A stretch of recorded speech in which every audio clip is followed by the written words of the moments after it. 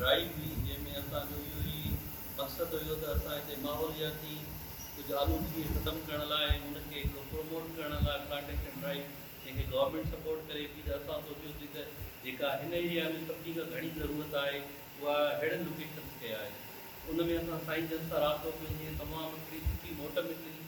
ऐं अहिड़ो इनकरेजिंग असांखे रेस्पॉन्स ॾिसी असां ॿियनि इदारनि खे बि ॿियनि दोस्तनि खे बि चवंदासीं त अहिड़े इदारनि खे जेके गवर्नमेंट जे तरफ़ां शायदि उन्हनि खे एतिरी सपोर्ट नथी मिले जेतिरी मिलणु खपे उते साईं जन वारा अहिड़े माहौल में हिन इलाइक़े में बि तमामु बहितरीनु कमु करे रहिया आहिनि ऐं हिते जेके असां ॾिठियूं सहूलियतूं जेतिरी हिन जी बजट आहे उन सां तमामु बहितरीनु हिकिड़ो सेटअप हिते ठाहियो आहे ऐं सॼो स्टाफ मौजूदु मिलियो असांखे उन सां में असां बि थोरो पंहिंजो कंट्रीब्यूशन हिकिड़े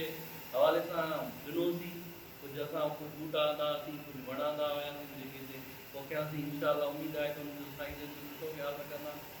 ऐं तमामु सुठो लॻो। हिनखे अञा कुझु गवर्नमेंट जे तरफ़ां वधीक केयर जी ज़रूरत आहे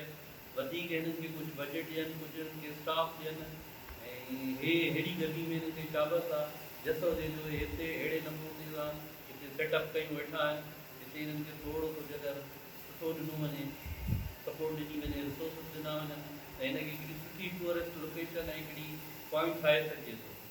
ऐं कंबर में या कंबर शदादपुर सॼे डिस्ट्रिक्ट में अहिड़ियूं शयूं तमामु नायाबु आहिनि जिते हिकिड़ी नेचुरल ब्यूटी बि हुजे तव्हां वटि ढंढ हुजे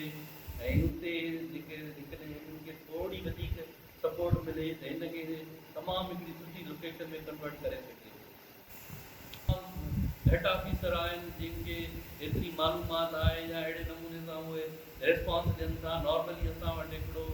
इहो ई हिकिड़ी परसेप्शन हिकिड़ी ठहियलु हूंदी आहे त बाबा सरकारी इदारनि में तव्हां वञो तव्हांखे कमु न मिलंदो माण्हू तव्हां सही न आहिनि ॻाल्हाईंदा पर हिते असांखे इहो कोई अहिड़ो अहसासु ई न थियो त असां कंहिं सरकारी इदारे में आया आहियूं या उते माण्हू न आहिनि या माण्हू तव्हांखे रिस्पॉन्स नथा ॾियनि।